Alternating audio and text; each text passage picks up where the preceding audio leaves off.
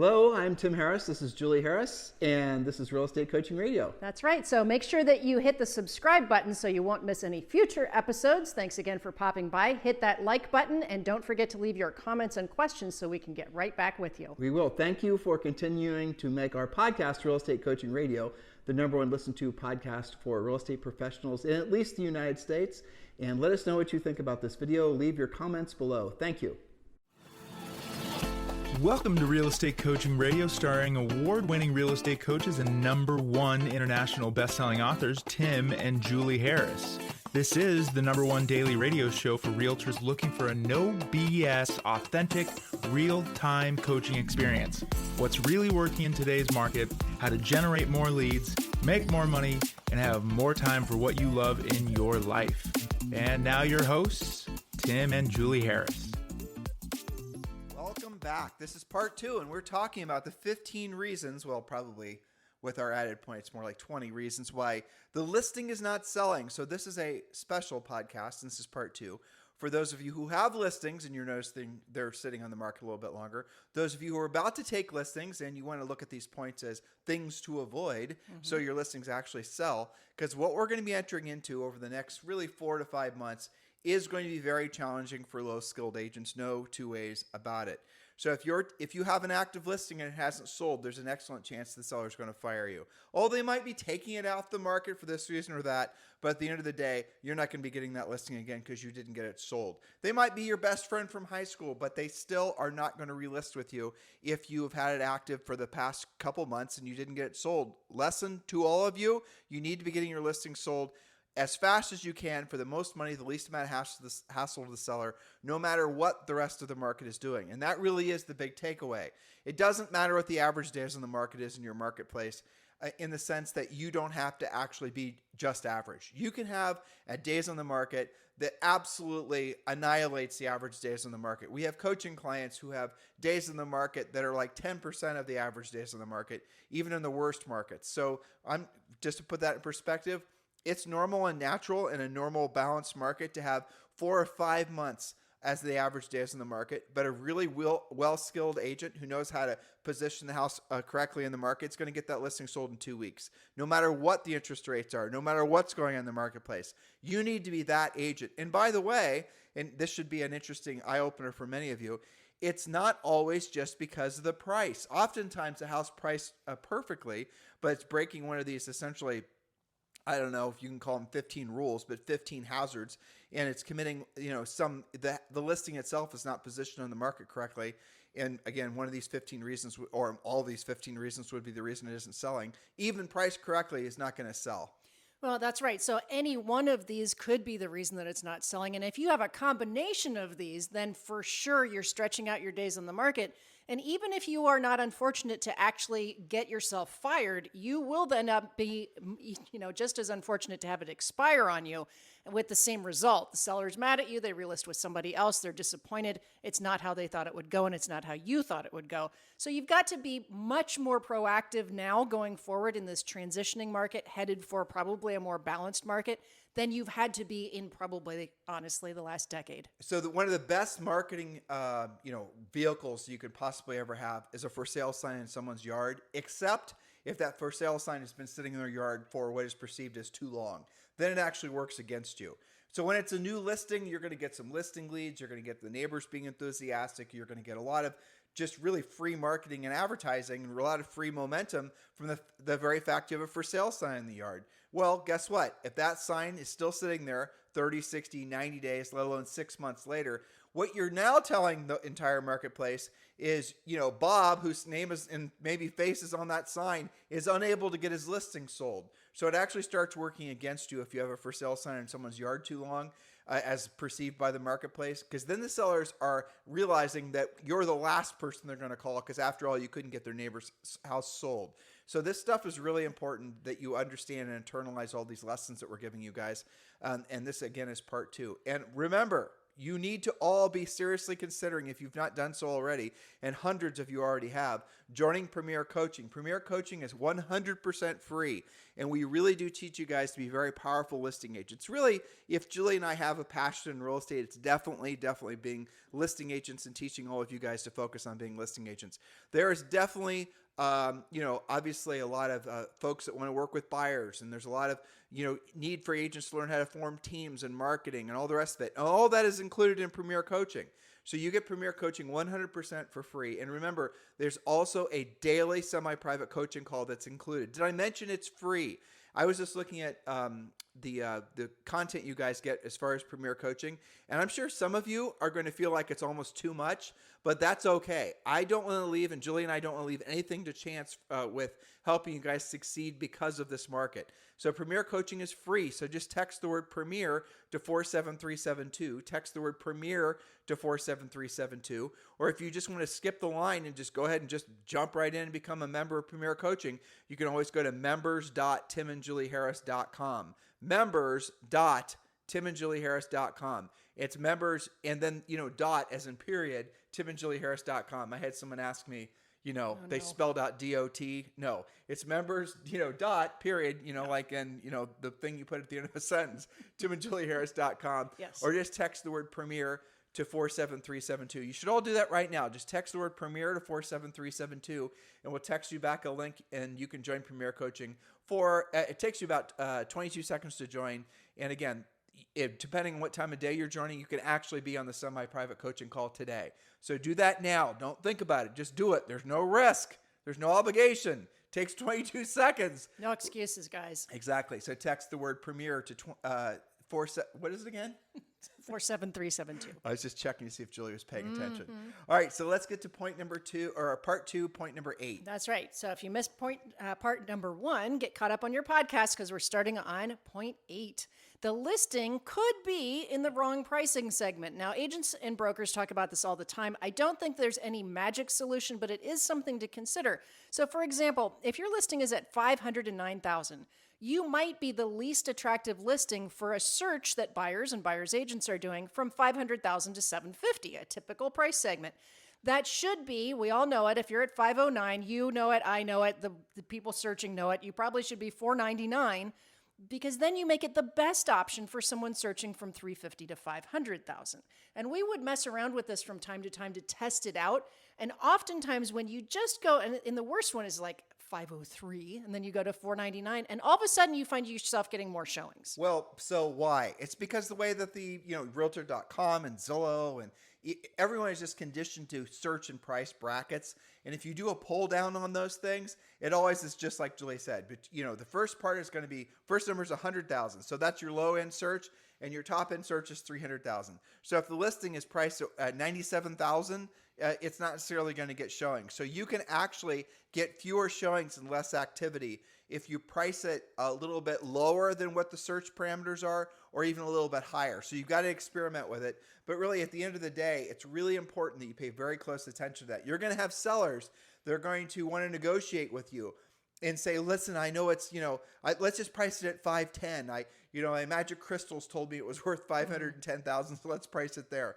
And then you're going to put it at 510 and you're not going to get any showings because it's really a 499 listing, and because you price it just slightly over 500, and the seller is going to think, well, we'll price it at 510, but I'll really take 499. Let's just try to get the extra 10 grand, or whatever. And I'm going to pay for my trip to Disney World. Sellers say all kinds of things like that. Well, you have to express to them and make it clear to them that they're actually going to remove themselves from a lot of potential searches and showings. And they're also going to then hurt themselves because the listing is going to appear essentially as having too many days in the market. And then the marketplace, starting with the buyers and then the buyer's agents, are going to assume there's something wrong with it. Otherwise, it would have already sold. Nothing gets better. Listings like milk don't get better with age. Point number 9. Exactly. Point number 9, the listing looks clearly overpriced when compared to its competition. For example, if there are 10 listings that meet a buyer's criteria and your 3-bedroom listing is priced as if it's a 4-bedroom, you're always going to look overpriced and go to the bottom of the showing list. Now, this is most obvious when there is, more listings that are available and you have one of those line item prints and it shows you bedrooms, bathrooms, square footage. and something obviously pops out as being, gosh, that seems really out of whack versus everything else that I want to see today. Well, so Easy to fix. The easiest, again, the 3-bedroom to 4-bedroom thing is really a great point. Almost everybody wants a 4-bedroom over a 3-bedroom, say with a loft, right? So you're going to see in a lot of houses that were built since probably 1990, there was an option for a 4th bedroom, or you could make it into a loft and the loft didn't cost anything. Silly things like that. But that is actually going to hurt the house when it comes to resale. So there's there's 3 different ways you can handle this. And again, all of you are going to be dealing with this in some form. Is first of all, make that loft into a bedroom. That's, the solution to the problem that would make you more market competitive. To do something like that, it's going to cost maybe $3,000 to $5,000, who knows? But the reality of it is it's going to increase the price of the value of the house by probably 5 to 10x, whatever it is, depending on the marketplace. The second thing to do is you list it as a 4-bedroom, but in the consumer remarks and the agent remarks, you say loft could be converted to 4th bedroom, and then put what the builder's price is going to be. And the third option, obviously, is just suffer the pains of having a house that's not market competitive.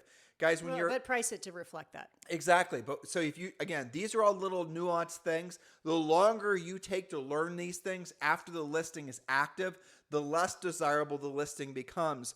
And the more the seller starts to doubt you, the more the neighbors start to doubt you. So what you don't want to do is learn on the job. You want to learn ahead of time. That's the reason so many of you are joining Premier Coaching. And remember, text Premier to 47372. And when texting, message and data rates may apply. Point number 10. Point number 10, the listing has a confusing floor plan, or at least confusing for your market. For example, and I just had this example with Tammy Irby in Virginia. She's got a beautiful $1 million plus home. However, it's a modern home in a colonial area. Or split levels or anything unusual for your area. They have to have extra staging so that buyers and buyers agents understand how the floor plan works. Here's your criteria. If you can't tell what a room is supposed to be, the home just won't resonate with a potential buyer. They might not even identify that was the problem, but if the floor plan is confusing or weird or unpredictable, you've got to try and stage around it and make it make sense. Well, again, this goes to a lot of homes. Now, this goes back probably to the 60s.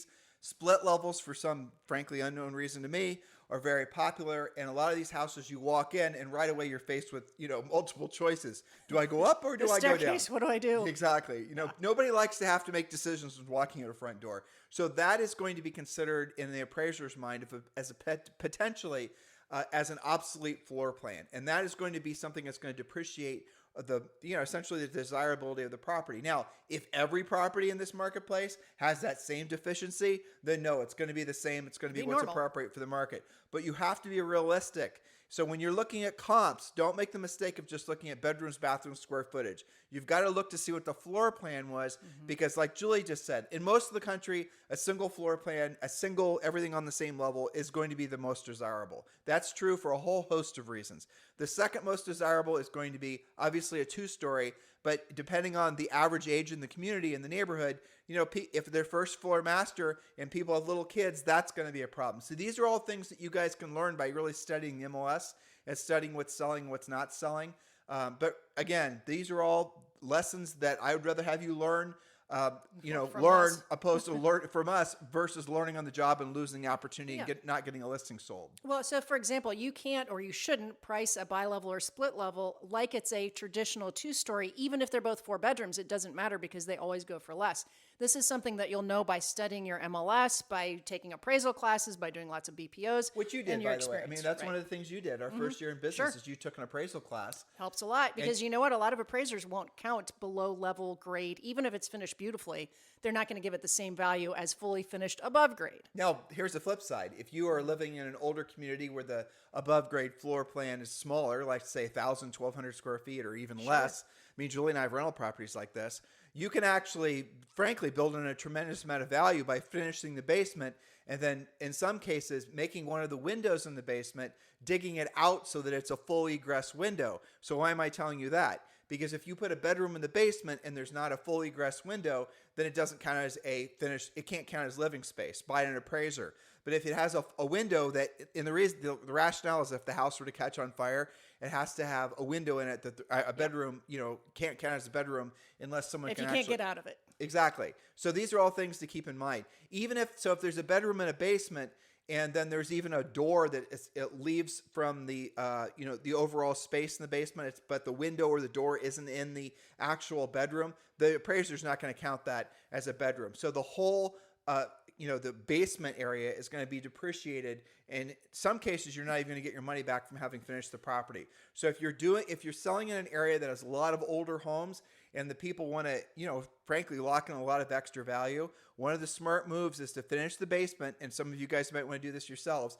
And then make sure at least one of the windows in the basement is a full-size window that someone can escape from, which means you're going to have to dig it out. And it's not that expensive, though. No, it's not that expensive. It's not bad. And we've done that before. And Yeah. frankly, it's a fantastic way of putting money in your pocket. Absolutely. And this is where all of those agents who are in states where there are no basements are going, huh? What the heck's What are a you even basement? talking about? Yeah. And in a lot of ways, you guys with no basements, it is a blessing because that's a whole other can of worms. I don't even want to think about It is funny, though, talking Julie. about You basements. you Yeah. mentioned basements. Like last year, we went on our U.S. tour. We were in 22 or 3 different 22, states. yep. And it's so funny, the states where it's just not normal to have basements. I know. Like you go out to California, no basements. Nope. No particular reason not to have basements. Not even like in Inland Empire where there's no problems with the ground in earthquakes. Well, how about Texas? There's tornadoes in Texas all the time, and they don't have tornadoes. And they don't have they don't have basements. basements. Yeah. And then you go to Iowa and everything's a basement. So it's Makes no sense. basically it's tradition in that particular part of the country. But it is funny though, isn't it? It is. And, there's other things like, you can build a house a lot faster if you don't have to deal with digging out a basement. But anyway, 100%. we Yep. digress. Okay. We do.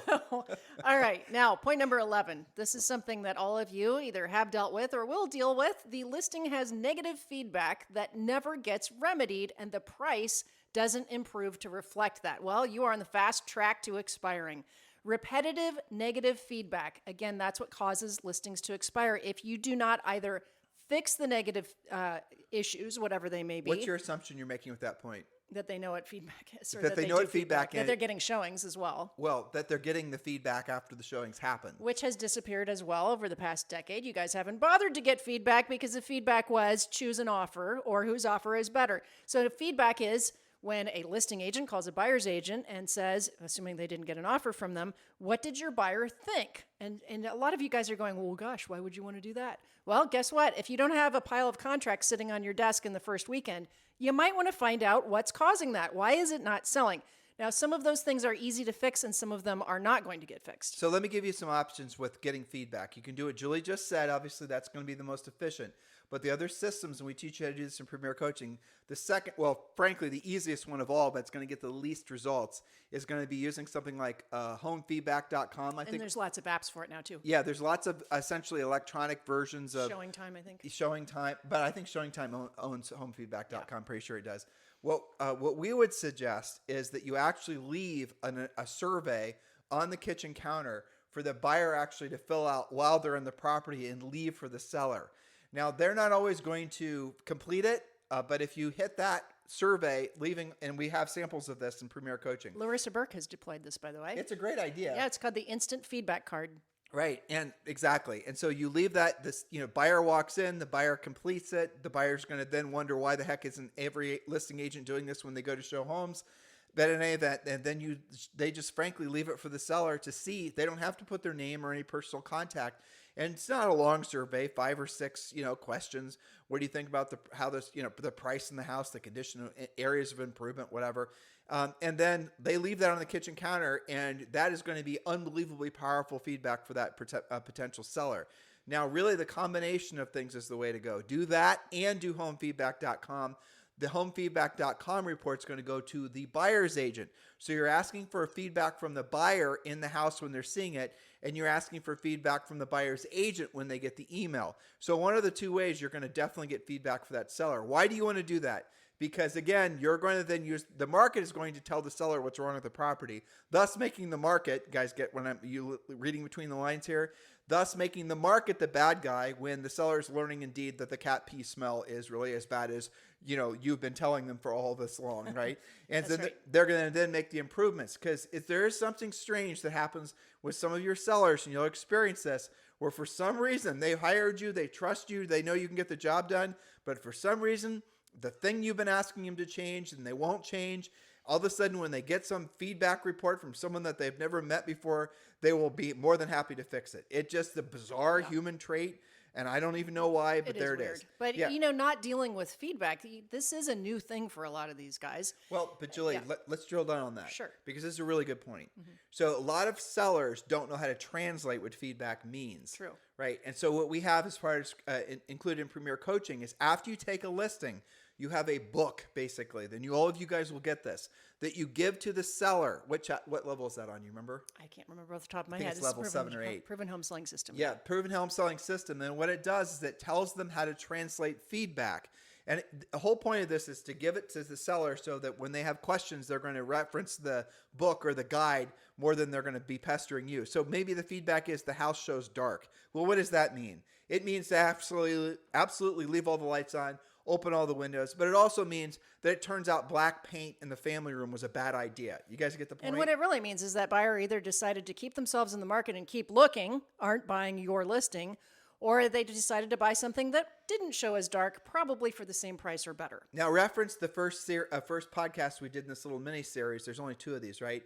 That is telling you how to position the house correctly and maybe get a stager. Again, the point of the stager is obviously to stage the property for sale, but also they themselves will become the bad guy telling the seller all the things that, frankly, you didn't want to tell the seller for fear of pissing the seller off and them not listing the house with you, which was the smart move. Your job is to get the house positioned on the market correctly, and then you can employ some of the suggestions we have to make it so that the seller ends up listing with you. A seller won't list the house with you unless, and this is a subconscious thing, but you'll hear this from sellers when you don't get the listing. You could become the best listing agent ever. And you're just absolutely 9 times out of 10, you're taking every single listing, and all of a sudden you don't get one. You ask the seller why you didn't get the listing, and the seller is going to say something that's completely, they'll say some iteration of this, because I didn't feel you believed in the listing. Now, what does that mean? It means you did not have enough energy and enthusiasm for the property. It means that you went in there and you started redecorating or positioning the property. It means you went in there and you gave them a long list of things the house needed. You did the wrong thing, and they chose somebody else who just simply had more energy and enthusiasm for the property. Who will then deal with feedback coming from other agents and remedy it that way. Right. So feedback can be a very useful tool when you work it the right way. Okay, point number 12. The listing has too many personal items like family pictures, degrees on the wall, specific artwork, or collections. These things can distract the buyer from focusing on the property and how they would live there. And you and I have many, many examples of this. Anything from, we saw lots of listings in Texas with lots of different heads on the wall that maybe wasn't everybody's jam. But also, I don't know if you remember this, we were listing one time, and the guy had this huge collection of Nazi paraphernalia in his den. All kinds of that's distracting to people. No matter, what you might collect, you don't necessarily want to see what somebody else collects. Beer can collections, this blue and white dish thing that do you remember sponge paint? Oh, yeah, sponge. That was so awful. Here's the way to move around, not telling people to politely tell people to take their family pictures off the wall. You could say something like, well, the wall needs painted, so let's get the pictures off, patch the holes where the pictures were. And you're going to have to pack them up anyway. Exactly. That's the way to have these conversations without offending somebody. Or as you start to essentially become more successful and make more money, then you hire a stager and they'll go in there. And again, they can be the bad guy. They'll be the bad guy. Yeah. Exactly. Okay, but again, don't lose the listing over it. Nope. Don't go in there and say, this is all the stuff you have to do, and this is where we have to price it. And don't be that guy or that gal, because you won't get the listing. Especially assuming they're motivated. Somebody is going to list that. Better be you. Okay, point number 13. The listing has obvious detriments like, but not limited to, bugs, dog hair, cat box smells, a green swimming pool, or other off-putting things that are making the buyer run away. Either price it to reflect the condition or fix the condition, and sometimes you're going to have to do both. Oh, yeah, actually, this is another little thing. I noticed Julie doesn't have this in her notes, but when it comes to pets and animals and, frankly, condition issues, sometimes the best thing is what we used to lovingly call remove the homeowner. And that is something we'd have to do. We go into some of these properties when Julie and I were, listing, we would sell between 100 and 200 homes a year. We did it for almost 10 years.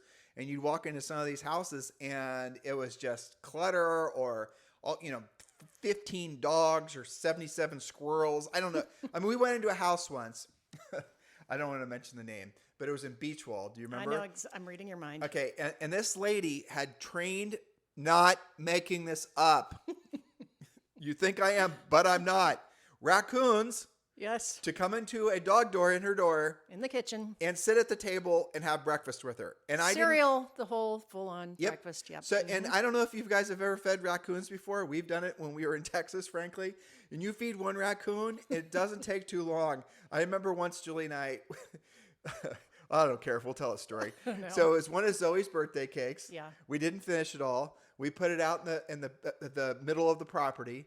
And, you know, it turns out raccoons love the hell out of old birthday cake. It wasn't just one, but we woke up around 2 a.m. We looked out, we turned the spotlights on. We looked in the back of the property. There were probably 50 to 75 raccoons that were out there having a birthday cake party, stoned out on the sugar. And it was all different ages, and it was unbelievable. It was crazy. But you're like, where the hell did all these things go during the day? Well, they'll keep coming into your house as well. That same house, I will never forget. I was doing an open house.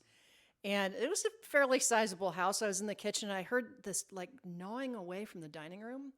And one of the seller's cats had caught a blue jay in the backyard and dragged it in through the same dog door and was chowing down on it during an open house in the dining room. So you see, you can't make this stuff up. So what did? We removed the homeowner. That's the point of the story. And all of their stuff. And all their stuff. And we found her another house and she moved Wildlife. into it. And then we went back and we helped position the house to, you know, get it sold. Because turns out not a lot of people like to have the flora, fauna, and the wild animals coming in and live with them. Yes. But I'm not judging. Whatever. No, whatever. But, you know, this comes in many different flavors. So, yes, remove and remedy. Okay. So, point number 14, you guys could have gotten away with in previous market conditions. It's called the listing has a lower than expected buyer side commission. And in some cases, you're still able to do that. But, you know, you have to do what's expected or you might get fewer showings. And obviously, there's a lot of litigation over that very topic right now. Just be market appropriate for whatever your co-op is going to be. And that's really the end of that conversation. And so point number 15. The listing agent simply isn't proactive or effective at communicating with the seller. When there's competition in the market, you must have a proactive strategy for being the listing that wins. I'm going to give you a quick example. Sue Erdman just took a listing not too long ago that was an expired. The expired said, you know, because she was doing her script, she was asking, gosh, why do you think it expired? Gosh, what happened? And they said, well, we kept getting this feedback that our woodwork was too dark. But we didn't know what to do about it. We didn't know where to get an estimate. We didn't fix it. We know we've got to do it. Meanwhile, the house expires. Sue goes in there, talks to them about it, is proactive about helping them remedy that because the dark woodwork looked outdated versus the competition. It was that simple. That was why the house expired. I think that she's already got that in contract and probably didn't even have to reduce the price, just had to fix the feedback. Since we're sharing coaching client stories, I'll tell you guys one that I think this would be a good way to round out today's podcast. So one of our coaching clients was listing, and I don't think it matters too much if I say the name, Charlie Sheen's mansion. Oh, yes. That he had in Hollywood forever. Goodness. And this is a property he's owned since the 80s. And you guys, most of you will know who Charlie Sheen is. A very famous actor who ran into, you know, I'd say a whole bunch of interesting problems as he got older. Yeah, issues. But it turns out this property was very outdated, but it was in good condition. And that's a lot of cases with, you know, big expensive houses. They're going to be outdated. They need remodeled, but it's livable. The things are in good condition with one exception. Yes. It turns out Mr. Sheen had built into the lower level a hidden room. And you guys know exactly where I'm going if you know where Charlie Sheen is. Yes, it was a full-on sex dungeon. And the thing is... How do you put that in a home brochure? I'm just wondering. That's what I'm laughing about. Because obviously, as the listing agent, and in many markets with more expensive listings, I think this one was, I don't remember if it was over $10 million, but it was in that price range. You have to be there. It's expected. The seller expects you to be there for all showings. Well, you know, this listing agent who had coached forever and still, you know, communicate with on a regular basis, you know, the fact is that he knew where this dungeon was and he had to show the dungeon to everybody. So he's having to show people this house that needs a total remodel, and then he'd walk them downstairs and he'd show them the dungeon. And it was full on red shag carpet. It was, you know, things hanging from the walls, mirrors everywhere. I didn't see pictures, thankfully, frankly. You can't unsee that. But he did describe it to me. Yeah. But what we really had, what I really enjoyed having him explain to me was the reaction that some of the very conservative, oftentimes buyers would have when they walked into the dungeon room. So point is that was something that obviously needed to be fixed. And the seller, Mr. Sheen, wouldn't make any changes to the property for a whole host of reasons, mostly financial, unfortunately. And so what ended up happening is that property sold for dramatically less because the seller wouldn't, frankly, fix the condition issues. That was one of the things that's going to happen in some cases where you have, sellers that aren't willing to fix condition issues, is they're going to take a discount on the property that is far more severe than whatever it would have cost to fix that problem. Especially because it takes longer to sell. You're going to have fewer offers. It may expire multiple times. I'll tell you a real quick story from a different price range, but still in Los Angeles. Okay. This was a newer coaching client, newer agent, and it was, honest to goodness, her first listing ever. Okay. And I can't remember how she got it, what the source was, but she took a listing. It's in a nice, normal neighborhood, had a bunch of showings, but her feedback kept on being the same. Shows like a zoo, smells like a zoo. Okay. And she's like, well, what is that? Agents being obnoxious with their feedback. And she kind of ignored it for a few showings until she went in for, finally got curious. She was going to go set up an open house herself. And this was a divorce situation. Okay. The female of the party was living there. And this client walks in and she notices, I kid you not, a miniature pony in the living room. Okay.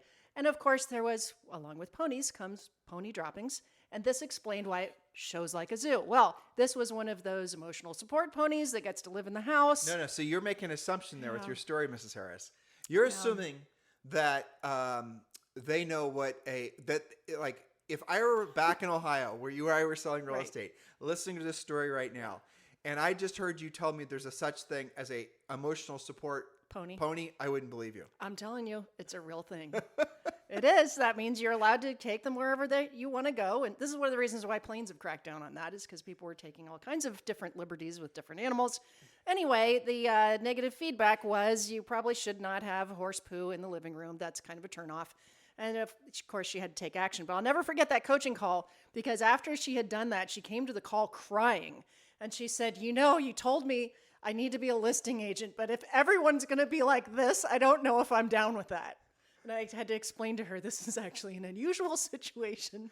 So, well, hold on. It's LA. Maybe not in LA. Yeah, exactly. Maybe not. Anyway, I digress. We could go on forever, all the strange things. We could. Your best stories, agents, after you've been in the business for a while, will always be on the listing side. Always. You'll sort of, forget about the buyer side transactions, but the listing sides are where your funniest stories are always going to happen, because you're having a little, way more, personal relationship with the sellers, because you're dealing with their home.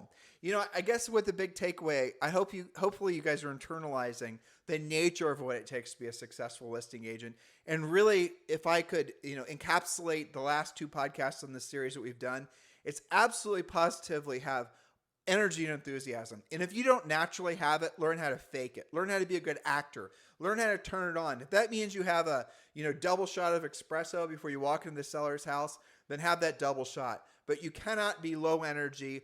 You cannot have no or low enthusiasm. And you can't be overly critical, especially if they're personal stuff. That's the most important thing, is just learn to shut up. Don't try to go in there and be a home inspector. Don't be you might have a contractor's license. Keep that to yourself. They're hiring somebody. Most sellers are going to hire you because they like you. Okay, what does it mean to be liked? It means they have confidence you're going to be able to get the property sold. Okay, great. I get that, Tim. So what does that mean? It means that you have to combine what you learn in Premier Coaching with energy and enthusiasm. If you use our pre-listing pack and you pre-qualify and you go on a very motivated seller's appointment, but you're low energy, you have no energy and enthusiasm, and then you make one of these cardinal mistakes, one of these 15 points, and basically overstepping your boundaries with regards to telling the seller how to position the house in the market, you're not going to get the listing. And you're hopefully going to have enough emotional maturity, being willing to set your ego aside, to realize you're the reason you didn't take that listing, because you didn't have the energy and enthusiasm. The seller thought you didn't like the house. Nobody is going to hire you, even to sell a commercial property, unless they like you. Why do they like you? Because you had a professional approach. That's the reason you joined Premier Coaching. And because you had energy and enthusiasm. Because you showed an actual desire to get the listing and complete the job. Think about that. Isn't that the most basic thing you could ever possibly hear? And yet, how many of you are losing opportunities right now because you're showing up acting like you're some sort of, reading a spreadsheet to them? That's not what they want. Even the most analytical person, they're going to want a good in-depth CMA. They're going to want to see your pre-listing pack. They're going to want to have a professional listing presentation. But if you don't ask for the business by your behavior first of having energy and enthusiasm, following our listing presentation, and actually asking the seller to sign the contract, if you don't do that, you won't take the listing. And the best thing about this, and the thing that frankly, when Julie and I realized this, it was the greatest blessing in real estate ever.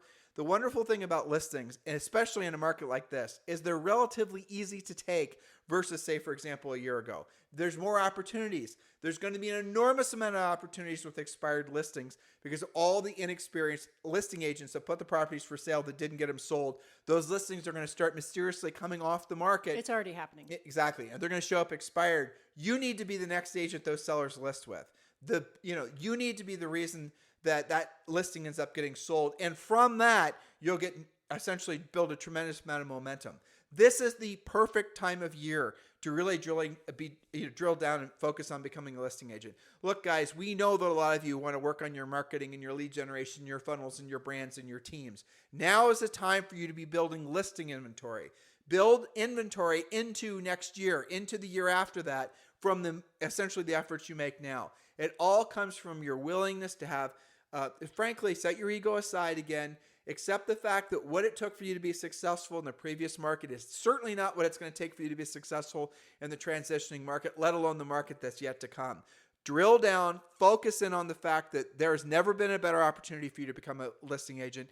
Thrive because of this market. Absolutely. And this is one of the best things about Premier Coaching is that when you guys go to those semi-private coaching sessions that happen every single weekday, same time, same place, fully live by our Harris certified coaches, you're going to hear from your colleagues who do have a professional attitude and outlook, who are sharing all of their challenges and their victories. And they're going to say, you know what? You're not going to believe. I talked to 3 expireds yesterday. I already have one listed. I've got another appointment set up for this afternoon. And then they're going to come with questions. And through their questions and the coach's answers and that interaction, you're going to then know what to do on your next appointment. So yes, the market is going to become more challenging the rest of the year for many agents, but the most skilled agents, the agents that are focused on becoming listing agents, are actually going to be building their inventory into next year. And here's what Julie and I are starting to see form. And I'll tell you why we think this, because first of all, it just makes sense what I'm about to tell you. But also we're hearing it from our top listing agents around the country. We have thousands of coaching clients, tens of thousands of podcast listeners. You guys are listening, and if on YouTube, watching the #1 daily podcast for real estate professionals in at least the United States. We believe that despite all the doom and gloom that you guys might be seeing in your lives and marketplaces, we believe that there is going to be another real estate boom that's going to happen in less than 12 months, probably less than 6 months. Now, why do we believe that? Because there's a tremendous pent-up demand for properties for sale. And for the first time in a long damn time in most of the country, you're seeing a building of inventory. There's something to sell. There's something to sell. There's something for buyers to buy. You think that the buyers have taken themselves out of the marketplace because their payments may have gone up a little bit because interest rates rose? Well, guess what? So did their rents. And so what's going to happen is they took themselves out of the marketplace because of uncertainty. They took themselves out of the marketplace because they were just, maybe getting sucked into the doom and gloom themselves. Humans have an amazing ability to adapt quickly. So what you're going to see is you will adapt quickly to this new inflationary time. You will adapt quickly to the new rules. They will adapt, and then they're going to return back to the market because it turns out that they always will need a place to live. And that ultimately is the blessing of real estate. And that really is the thing I hope you guys internalize and never let anyone talk you out of, frankly, making this industry essentially the vehicle to accomplish all your dreams and your goals in your life. You are selling something that everybody needs, right? Think about that. You were smart enough at some point in your life to get a real estate license, and you are selling something that everyone needs. Everyone always needs a place to live. Homeless people aside, God bless them. But you are selling something that every human will need at every stage in their life. Good for you. Good job. So don't let anyone talk you out of the fact that this isn't a great market, because it is a great market because you're selling something that every human needs. And they need you more. Right. I celebrate the days, maybe sellers aren't going to say, you know what, why would I pay you that? Because I know it's going to sell overnight with multiple offers. You guys have fun with that conversation. I'm glad that that's going away. You know what else? Yeah. I'm glad that things are selling for closer to list price and you're not having to deal with appraisal issues anymore. This is all good. I'm really happy that buyers are going to actually have some choices going forward. I read something on Housing Wire yesterday morning that said it tracks how lenders are reacting to this. There are lenders that are now on their own. There's one of them, I can't remember the name, that is throwing 90 basis points buy down on their own for first-time buyers. First-time buyers are going to be able to buy something now. I think this is a lot of positive. Do commissions go up when sellers need you more than say they did before? Do you think commissions are going to go up or go down right now? They're going to go up. Do you think buyers agents commissions are going to go up or are they going to go down right now in a marketplace like this? Oh yeah, builders are paying commission again. Exactly. And oftentimes over whatever the market rate commission is. Bonuses. Are buyers agents commissions going to go up? Yes, they're going to go up, right? You guys get the point? Are there going to be more opportunities for you to become listing agents? Yes, there are going to be more opportunities for you to become listing agents.